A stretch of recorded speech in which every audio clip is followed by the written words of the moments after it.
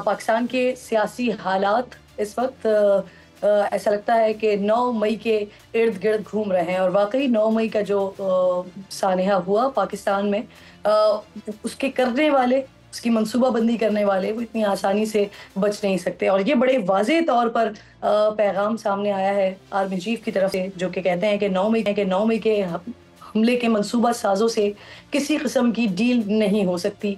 तो वो जो पिछले कई सारे दिनों से मुख्तलिफ बातें हो रही थी कि गालिबन डील कोई शायद हो जाए, कोई बातचीत हो जाए, कोई मुज़ाकरात हो जाए, कोई सालिसी का किरदार अदा कर दे, तो उसके ऊपर तो बाकायदा तौर पर आर्मी चीफ के इस बयान ने एक क्रॉस लगा दिया है।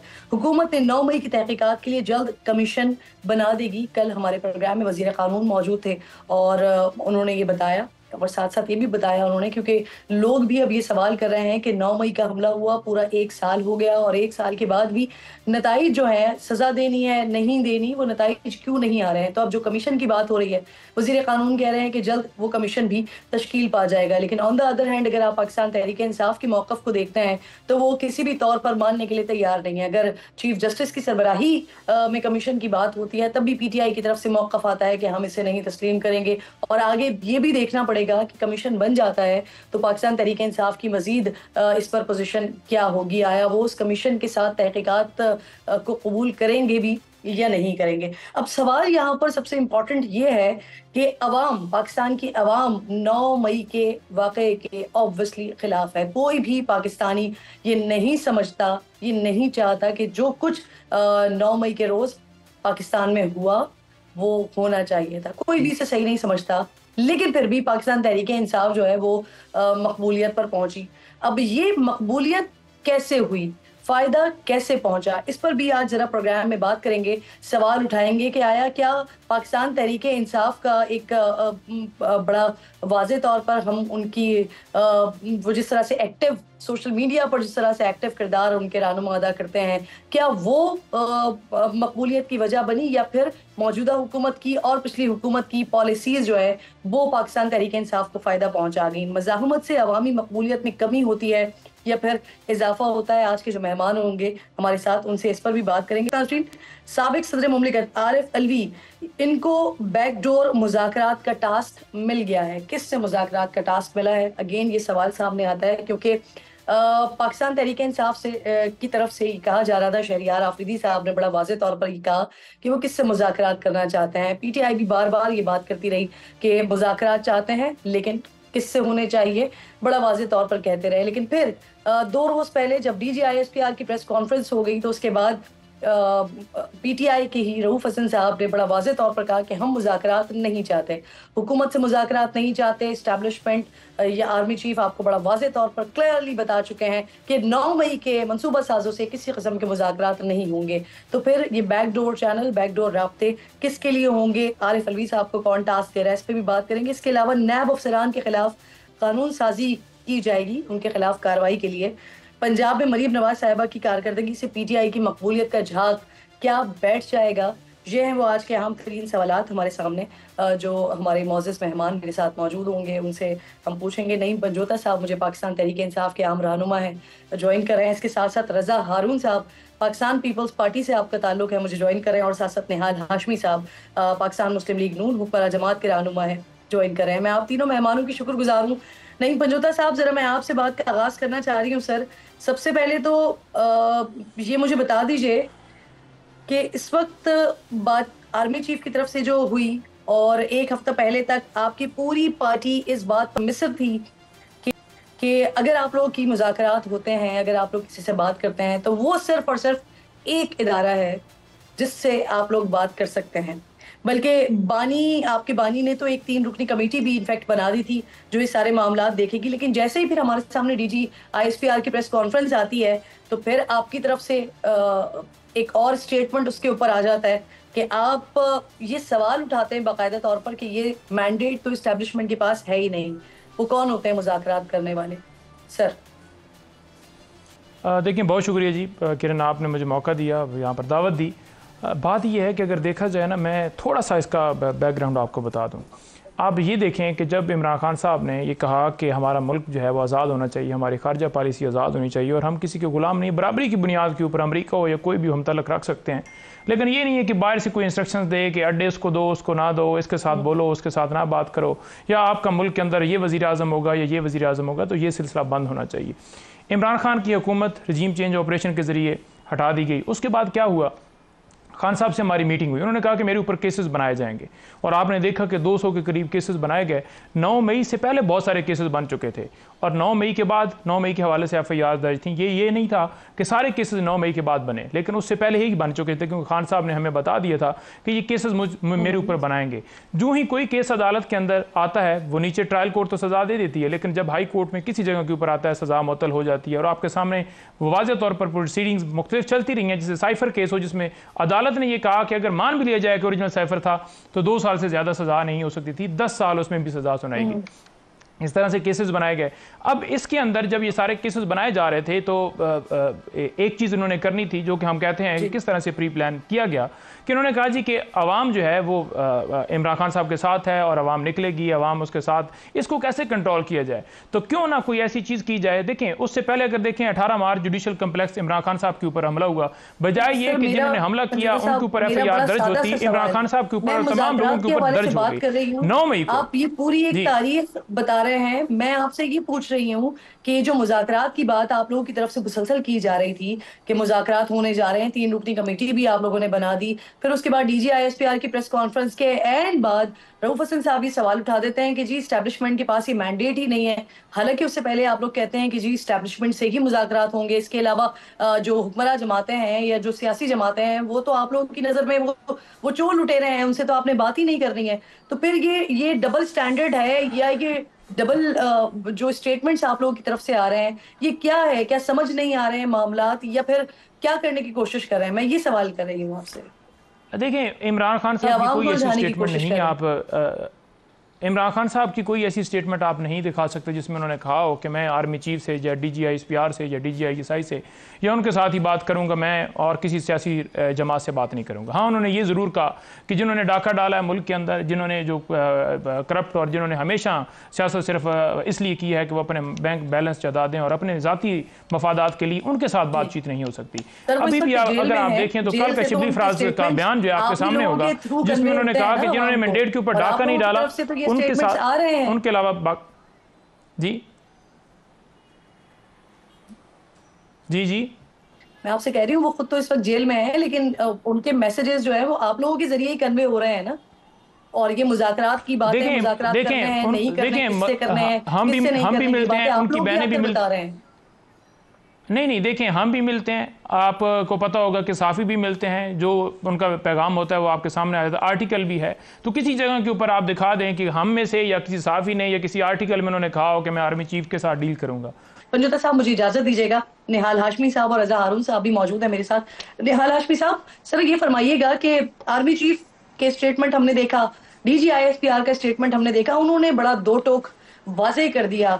वो जो सारी चेमगोइयां करने की कोशिश की जा रही थी, जो अफवाहें फैलाने की कोशिश की जा रही थी कि शायद कोई खामोशी है, शायद मुज़ाकरात हो सकते हैं, शायद मामलात आगे बढ़ सकते हैं, तो बड़ा वाजे तौर पर बता दिया गया है, क्लियर कर दिया गया है।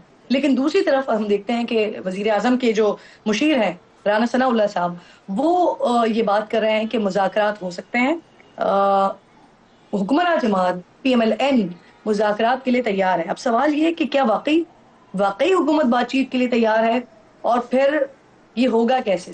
बिस्मिल्लाहिर्रहमानिर्रहीम। जो बात पंचोटा साहब ने कहा, उस बात को मैंने गौर से सुना, वो इधर उधर जा रहे थे। असल में ये बेचारे और PTI के लोग जो हैं ये अपने आदत से मजबूर हैं। ये भड़के मारते हैं कि अवाम इनके साथ है, ये हमसे बात करना चाहता है। ट्रंप जो है इलेक्शन कैंपेन लगाएगा हमारे नारे पे कि देखो जी मैं जीत के इमरान को बाहर कर दूंगा। इस तरह के इनके एक अजीब ख्यालों की दुनिया में रहते हैं। शेख चिल्ली को भी पीछे छोड़ दिया इन्होंने कि अवाम निकल गई और बस जो कुछ भी इनको सोचना था। और फिर कहा लोग हमसे बात करना चाहते हैं, इस्टेब्लिश बात करना चाहते हैं। इनके जो ऑथराइज लोग हैं वो आकर के कहते रहे कि हम इससे नहीं, इससे बात करेंगे, हम आई से बात करेंगे, हम आर्मी से बात करेंगे, ये बात करेंगे। तो शायद ये भूल गए कि जब पाकिस्तान के लोग के मुंतखब नुमाइंदा, लोगों के मुंतखब नुमाइंदे, जिसमें सर फहरिस्त मोहम्मद शहबाज शरीफ साहब, जब 2018 में जब जीते इमरान खान साहब, तो उन्होंने बरमला खड़े होकर के कहा पार्लियामेंट के अंदर कि आए इमरान खान, हम आज बैठ के पाकिस्तान के लिए एक मिसाक मईशत करते हैं। और बिलावल साहब ने कहा कदम बढ़ाओ इमरान खान, हम तुम्हारे साथ हैं। जवाब में उन्होंने कहा ये चोर, ये डाकू, ये चोर, ये डाकू, हम इनसे बात करने से बेहतर है कि खुदकुशी कर लेंगे। फिर वो मुल्क से बाहर गए दौरे में, वहाँ पे उन्होंने जाकर के बातें की कि ये चोर हैं, ये डाकू हैं, इनको मैं जेल में भी कोई फैसिलिटी नहीं लेने दूंगा। जबकि आपको पता है जो प्रिजनर्स होते हैं, जैसे आज इमरान खान साहब हैं, अंडर ट्रायल प्रिजनर्स के अलग कवानीन है, पक्का जो कैदी उसके अलग कवानीन है। तो उन्होंने कहा कि हम पंखे तक उतार देंगे और ये कर लेंगे और ये तो चोर है, नो वे, मैं सियासत छोड़ सकता हूँ, खुदकशी कर सकता हूँ, मगर इनसे बात नहीं करेंगे। अब उन्होंने उन्होंने बातचीत के दरवाजे बंद कर दिए। हम कहते हैं आप बातचीत करें, जरूर करें, जो लोग बातचीत करना चाहते हैं। मुद्दा ये होना चाहिए, 2 पॉइंट है यहाँ पे। एक, बातचीत होना चाहिए इमरान खान से और उनके वकीलों के दरमियान, जो उनके केस को देखें। इमरान खान अभी बातचीत करने के पोजीशन में नहीं है, वो एक पक्के कैदी हैं, तो वो अपने अपील के ऊपर बात करें अपने वकीलों से, और उनके वकील अदालत में जाके बात करें मुखालिफिन वकीलों से। एक तो बातचीत यहाँ हो सकता है। हाशमी साहब, मुझे ये बताइए ना सर कि जो राना सनाउल्लाह साहब बात कर रहे हैं, क्या वाकई हुकूमत ख्वाहिशमंद है? एक मिनट, वाकई चाहती है तो होगा कैसे? नहीं, हमें क्या, देखिए हमें क्या जरूरत है, हमें जरूरत नहीं है। अगर ये चाहते हैं, पाकिस्तान से मोहब्बत करते हैं, ये समझते हैं कि सियासी जमात है, तो पार्लियामेंट में आए। पार्लियामेंट में जो इनके नुमाइंदे हैं वो कंसर्न मिनिस्ट्री से बात कर ले। वो बात नहीं करना चाहें तो स्पीकर साहब के पास जाएं, जाके बात करें, कमिटीज में बात करें। मगर बातचीत का जो टर्म्स ऑफ रेफरेंस है वो होना चाहिए पाकिस्तान की मईशत, माशरत और सियासत पे।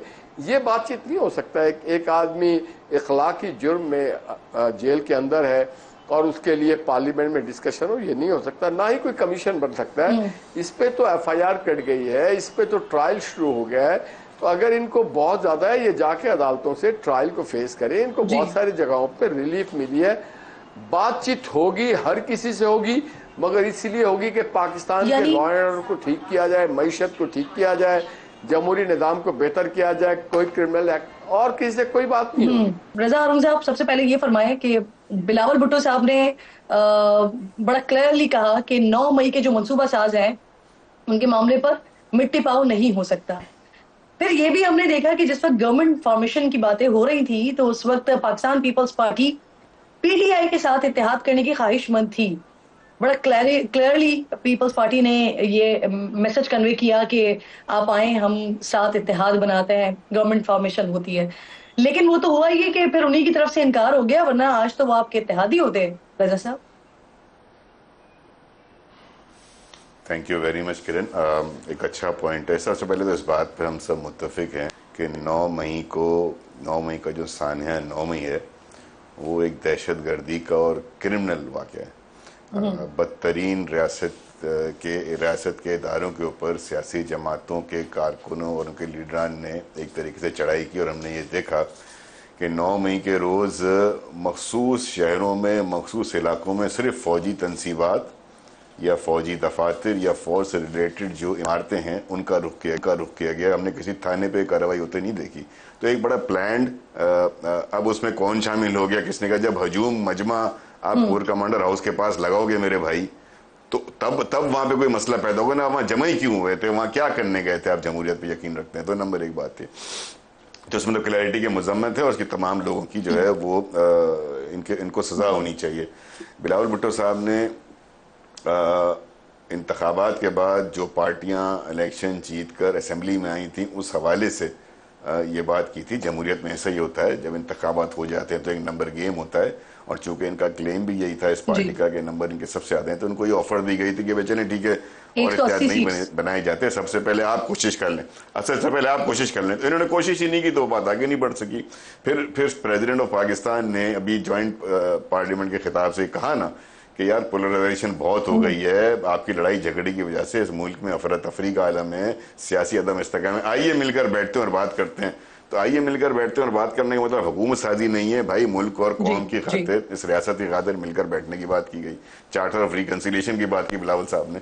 तो सारे गुड जेस्चर्स हैं ना, सारे ऐसे जेस्चर्स हैं जो जमहूरियत में होते हैं। लेकिन साथ साथ वो ये बड़ा क्लियरली फरमा रहे हैं चेयरमैन साहब, बिलावल साहब, कि जो इसके मंसूबा साज हैं और जो इसके मास्टर माइंड्स हैं उनको सजा तो होनी है ना, क्रिमिनल एक्ट हुआ है ना। या तो ये कह दें कि आग नहीं लगी, या तो कहते हैं जनाब उसमें नहीं घुसे, वहां तोड़ एक वाकया हो गया, उसको मंतकी अंजाम तक पहुंचाना बहुत जरूरी है। और दो कानून नहीं हो सकते। Popularity is not a justification to commit a crime and then say कि हम इनोसेंट है। पॉपुलैरिटी वहां पे नहीं आती। मुल्क का सबसे मकबूल आदमी कोई जुर्म करे, कोई मर्डर कर दे, कोई सिग्नल तोड़ दे, तो क्या उसकी पॉपुलैरिटी लाइसेंस है उसके लिए इस काम की? No, never. तो ना क्या वो अगर एक आदमी 10,000 का मजमा जमा कर सकता है तो उसको कत्ल करने की इजाजत दे दी जाए? क्या एक आदमी अगर 1 लाख का मजमा जमा कर सकता है और नारे लगवा सकता है तो क्या उसको हम हमलों की और तंसीबात पर चढ़ाई की इजाजत दे देंगे? ऐसा तो नहीं होता ना। ये तो बिल्कुल अजीब सी बात है कि हम पॉपुलर हैं। भाई आप पॉपुलर होंगे, लेकिन ये पॉपुलैरिटी आपको लाइसेंस नहीं देती खान साहब, ना आपके लोगों को ये लाइसेंस देती। थोड़ा सा आगे बढ़ते हैं। नहीं पंजोता साहब, आरिफ अलवी साहब ने बानी से मुलाकात की है। खबरें हैं कि बानी ने उन्हें बैकडोर मुज़ाकरात का टास्क दिया है। पहले भी जब वो ऐवान सदर में थे तो उन्होंने पीटीआई और एस्टेब्लिशमेंट में पुल का किरदार अदा किया था। क्या वाकई ऐसा है सर? देखिए, बात यह है कि इस हवाले से मुझे कोई इस तरह की कन्फर्मेशन नहीं है, लेकिन उन्होंने कुछ तंजीमी हवालों से कुछ जिम्मेदारियां जो हैं वो सौंपी हैं ज़रूर। आज भी जब सवाल किया गया, क्योंकि उमर अयूब साहब और सारे पॉलिटिकल लोग सारे वहां पर मुलाकात में मौजूद थे, तो जो पार्टी की तरफ से एक बात आएगी कि उनको क्या जिम्मेदारी दी गई है वो ज़्यादा बेहतर होगी। दूसरी बात मुज़ाकरात की बात, फॉर एग्जाम्पल उन्होंने किसी फौज से बात की हो, उससे बात की हो। देखें जी, बिल्कुल उनको जिम्मेदारी दी है खान साहब ने, कोई तंजीम के हवाले से दी है। क्या जिम्मेदारी दी? किस किस्म का? देखें, इस हवाले से कोई ओहदे के हवाले से आज भी एक सवाल किया गया कि क्या उसे चेयरमैन बना रहे हैं, तो इस हवाले से कोई कंफर्मेशन नहीं हुई। जो भी फिर जिम्मेदारी वो आपके सामने आ जाएगी, नोटिफिकेशन की सूरत में आ जाएगी। अच्छा निहाल साहब, ये फरमाइएगा सर कि अभी जैसे कि मैं सुन रहा हूं साहब बात कर रहे हैं आरिफ अलवी साहब के हवाले से कि उनको कोई ना कोई पार्टी जिम्मेदारी दी जाएगी, लेकिन क्या वो देखना होगा। आप ये बताइए कि आपको लगता है कि आरिफ अलवी साहब वो कर सकेंगे जो वो ऐवान सदर में बैठकर नहीं कर सके थे? जिस तरह की अभी बातें हो रही हैं बैकडोर चैनल के हवाले से कि बात की जाए, मुज़ाकरात किए जाए, कर सकेंगे वो ये सब? नहीं, देखिए आरिफ अलवी साहब क्या कर सकेंगे। आरिफ अलवी साहब के साथ तमाम मादरत के साथ, एहतराम के साथ, उन्होंने अपना आप बता दिया गुज़श्ता 5 सालों के अंदर कि वो as a president of Pakistan उनके जो तर्ज अमल था उसमें बड़ा फर्क था। वो बसा औकात पाकिस्तान के में प्रेसिडेंट ऑफ पाकिस्तान से ज्यादा अपने पार्टी के तर्जुमान के तौर पे काम कर रहे थे। तो और वो फिर क्या बात करना चाहते हैं? आए आके बात करें कि जनाब जो 9 मई को हुआ वो गलत हुआ, इससे पहले जो हमने 2013, 14, 15 में किया वो गलत हुआ। जो हमने कहा कि हुंडी से पैसे भेजा जाए वो गलत हुआ। हमने जो कहा गैस और बिजली के बिल को आग लगाया जाए वो गलत हुआ। हमने जो धरना दिया चौके, उन्होंने अभी पंचोटा साहब ने कहा कि पुरअमन लोग थे, हमने एक गमला नहीं तोड़ा। जनाब गमला तो छोड़े, आपने सुप्रीम कोर्ट में शलवारें सुखाई हैं। हमने सबने देखा है कि पीटीवी को कैसे आपने रैंसैक किया।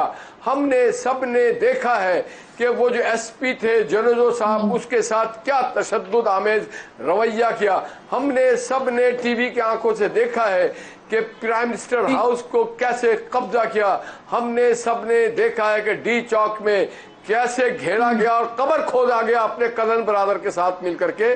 तो ये सारा कुछ हमने देखा है। हमें देखा है आप फूल की बात कर रहे हैं, आपने जमीन खोद दी थी।